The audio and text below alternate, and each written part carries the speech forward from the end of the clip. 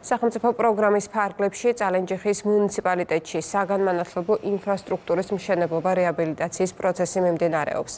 წყობაში და წალენჯიხის მეხუთე საჯარო სკოლები 120 მოსწავლისთვისაა გათვალისწინებული. წყობაში საჯარო სკოლა საოკუპაციო ხაზთან ახლოს მდებარეობს, სადაც მოსწავლეები ოკუპირებული საბერიოდანაც დადიან. მანამდე მოქმედი სკოლა კი ავარიული იყო, ისევე როგორც წალენჯიხის მეხუთე სკოლა. სკოლის წალენჯიხაში ასევე შენდება საჩინოს ნომერ 1 საჯარო სკოლის შერწყმული საბაზო სკოლა. გავიცანით ზღვაის დასახლებასა და წყოუშის უბანში, სადაც 120 ბავშვზე გათვლილ სკოლას ვაშენებთ.